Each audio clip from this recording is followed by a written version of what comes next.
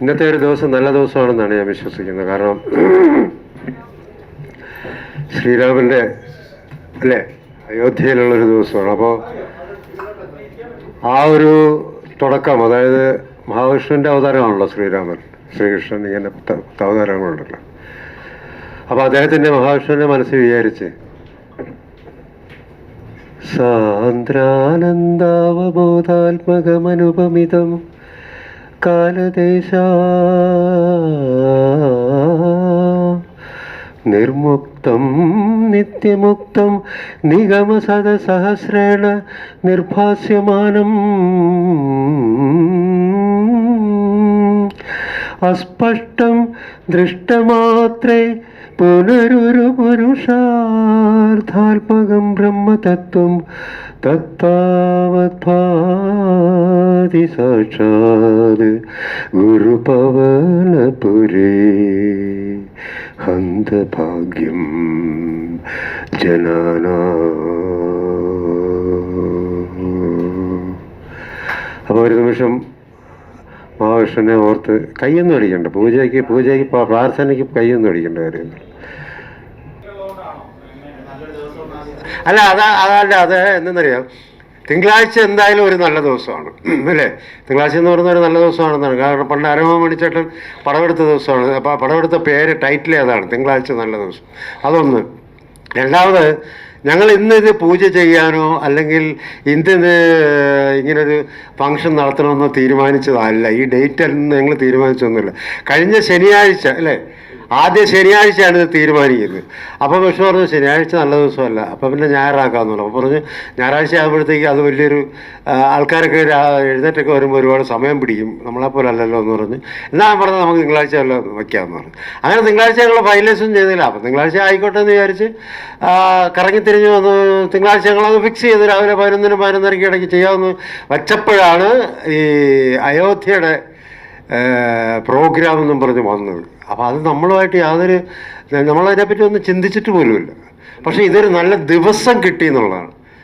അതൊരു വലിയൊരു അനുഗ്രഹമാണ്. കാരണം വെച്ചാൽ ഒരു എന്തോ അത് ദൈവത്തിൻ്റെ ദൈവാനുഗ്രഹം, ദൈവത്തിൻ്റെ നിമിത്തമാണ്. കാരണം നമ്മൾ ഉദ്ദേശിക്കാത്ത ആ ദിവസം തന്നെ നമുക്ക് ദൈവം കൊണ്ട് തന്നതാണ്, മഹാവിഷ്ണു തന്നെന്നുള്ള ഒരു വിശ്വാസം എന്നിലുണ്ട്. അതത്രേ ഉള്ളൂ, വേറെ എല്ലാ കാര്യങ്ങളൊന്നുമില്ല.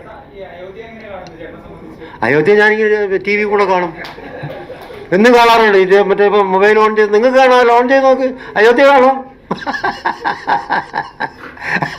അല്ല, അയോധ്യ എന്ത് കാണാൻ?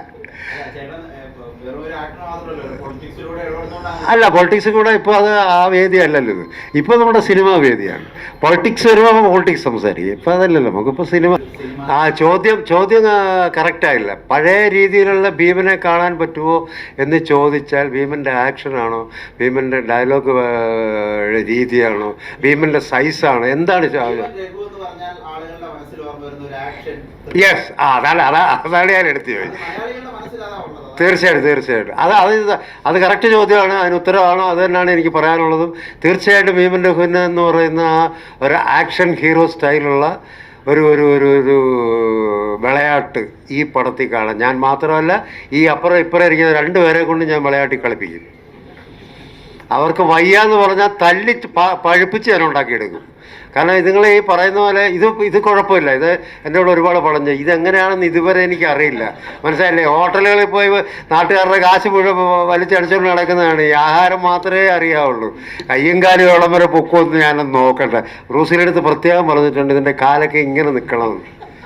അപ്പോൾ ആ ബ്രൂസിൽ മാസ്റ്റർ പറഞ്ഞതെന്ന് വെച്ചാൽ, ചേട്ടാ ഒരു 2 ദിവസം കൈ തന്നാൽ ഇയാളുടെ വീട്ടിൽ പോയിട്ട് കിടക്കുന്നിടത്ത് നിന്ന് കാലിങ്ങനെ വലിച്ച് കപ്പിയെ കെട്ടി അങ്ങനെ ഇട്ട് രാത്രി കിടത്തി ഉറക്കാമെന്നൊക്കെ പറഞ്ഞു. ഇത് കേൾക്കുമ്പോൾ ചിലപ്പോൾ അഭിനയിക്കാൻ വരില്ല. എന്തായാലും നിങ്ങൾ ചോദിച്ചതിന് ഉത്തരം ഞാൻ തന്നു കഴിഞ്ഞു. ഭീമൻ്റെ ഹുനെ തീർച്ചയായിട്ടും നിങ്ങൾക്ക് കാണാം.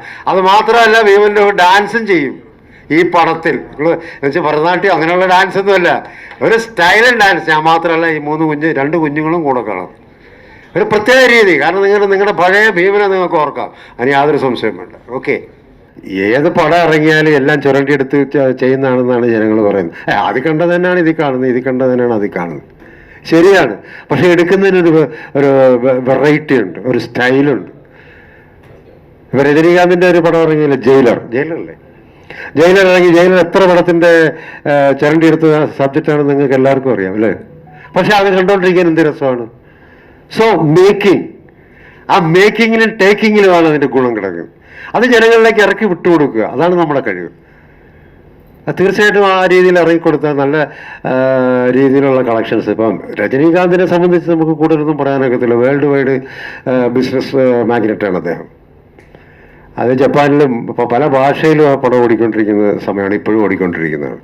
പക്ഷെ അതുപോലെയല്ല ഞാൻ പറയുന്നത്. പക്ഷെ അതിൻ്റെ ടെക്നിക്കൽ സൈഡ് അത് തീർച്ചയായിട്ടും നമ്മുടെ പുതിയ ക്യാമറാമാന്മാർക്ക് അത് വർക്കൗട്ട് ചെയ്യവും ഞാൻ ഇതുവരെ കണ്ടിട്ടില്ല. പക്ഷേ പഴയ തലമുറയിലുള്ള ക്യാമറാമാന്മാർക്ക് അത് വർക്കൗട്ട് ചെയ്യാൻ സാധിക്കും. അതിൻ്റെ ഒരു സിറ്റുവേഷൻസ് പ്രൊഡ്യൂസേഴ്സ് ഉണ്ടാക്കി കൊടുത്താൽ മതി, അവർ ചെയ്യും. അവരുദ്ദേശിക്കുന്നതിൽ ഇപ്പോഴത്തെ ജനങ്ങൾക്ക് കണ്ട് ഇരിക്കാൻ നല്ല രീതിയിലുള്ള ഒരു ടെക്നിക്കൽ സൈഡിൽ കൂടെ വർക്ക് ചെയ്ത നല്ല പടങ്ങൾ നല്ല രീതിയിൽ തന്നെ അവരിൽ കൂടി തന്നെ നമുക്ക് ഉണ്ടാക്കിയെടുക്കാൻ സാധിക്കും. അതിന് യാതൊരു സംശയമുണ്ട്. തീർച്ചയായിട്ടും അതിനൊരു വഴി ദൈവം ഉണ്ടാക്കി തരട്ടെ എന്നാണ് ഞാൻ പറഞ്ഞത്.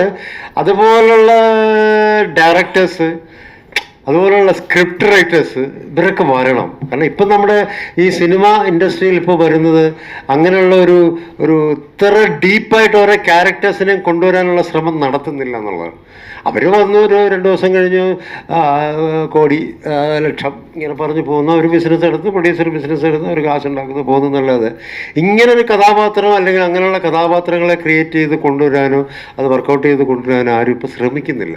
ആ ശ്രമം വരികയാണെങ്കിൽ തീർച്ചയായിട്ടും ഇതിലും കുഞ്ഞച്ചനെക്കാട്ടിലും വലിയ കഥാപാത്രം ചെയ്യാൻ ഞാൻ തയ്യാറാണ്. ആര് തന്നാലും ഞാൻ ചെയ്യും, അതിന് യാതൊരു സംശയമുണ്ട്. ഞാനൊരിക്കലും ഒരാളുടെ അടുത്ത് സംസാരിച്ചപ്പോൾ ഞാൻ പറഞ്ഞു, പക്ഷെ അത് വലിയ പബ്ലിസിറ്റി ആയല്ല, മമ്മൂട്ടിയുടെയൊക്കെ തന്തയായിട്ട് അഭിനയിച്ചാൽ കൊള്ളാമെന്ന് വലിയ ആഗ്രഹം. സത്യം, ആ കിട്ടുകയാണെങ്കിൽ ഞാൻ കലക്കും, അത് യാതൊരു സംശയം വേണം. ലാലിൻ്റെ തന്തയായിട്ട് കിട്ടിയാലും കലക്കും. അങ്ങനെയുള്ള കഥാപാത്രം വരുന്നില്ല, നമുക്കതിനുള്ള ചാൻസ് കിട്ടുന്നില്ല. കിട്ടിയാൽ തീർച്ചയായിട്ടും ചെയ്യും, അതിന് യാതൊരു പേടിയില്ല. അത് ഏത് കഥാപാത്രം വേണമെങ്കിലും ചെയ്യാൻ തയ്യാറാണ്. അതാണല്ലോ ഒരു ആർട്ടിസ്റ്റ് എന്ന് പറയുന്നതല്ലേ. ചോദിച്ചിട്ട് പോവാണോ? കഴിഞ്ഞു? അതാ വരുന്നത്. അപ്പോൾ ഓക്കെ, എല്ലാവർക്കും വളരെ സന്തോഷമുണ്ട് ഈ ഒരു പ്രോഗ്രാം എല്ലാവരും വന്നതിലും. ഇങ്ങനെ മീഡിയസിന് എല്ലാവർക്കും, പ്രത്യേകിച്ച് മീഡിയസിൻ്റെ പ്രൊഡ്യൂസർ പറഞ്ഞു കഴിഞ്ഞു. പ്രത്യേകിച്ച് ഞാൻ പറയേണ്ട കാര്യമില്ല, അദ്ദേഹം A to Z മുഴുവൻ പറഞ്ഞു കഴിഞ്ഞു. എന്തായാലും വളരെ സന്തോഷമുണ്ട് മീഡിയ ആൾക്കാർ വന്നതും, നിങ്ങൾ എന്നോട് പല ആൾക്കാരും പല ചോദ്യങ്ങൾ ചോദിച്ചതും, നല്ല രസകരമായ ചോദ്യങ്ങളും എന്നാൽ കഴിയുന്ന മറുപടികളും ഞാൻ തന്നിട്ടുണ്ട്. തീർച്ചയായിട്ടും നിങ്ങളെപ്പോലുള്ളൊരു വേണം ഈ പടത്തിൻ്റെ ഒരു പബ്ലിസിറ്റി എന്ന് പറയുന്നത്. സത്യത്തിൽ നിങ്ങളാണ്, മീഡിയക്കാരാണ് ഈ പബ്ലിസിറ്റീസിൻ്റെ ഒരു ഹൈയപ്പിലേക്ക് കൊണ്ടുവരേണ്ടത്. നിങ്ങളുണ്ടെങ്കിലേ ഉള്ളൂ. ഈ സിനിമയാണെങ്കിലും രാഷ്ട്രീയമാണെങ്കിലും എന്തായാലും നിങ്ങളുടെ ഒരു ഹൈക്കാണ് വേണ്ടത്. അത് whether it is positive or negative അതല്ല നമുക്ക്.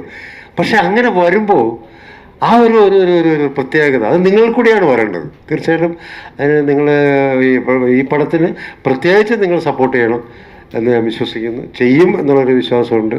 അത് അതേപോലെ തന്നെ വരട്ടെ, സംഭവിക്കട്ടെ എന്ന് ഞാൻ ആഗ്രഹിക്കുകയാണ്.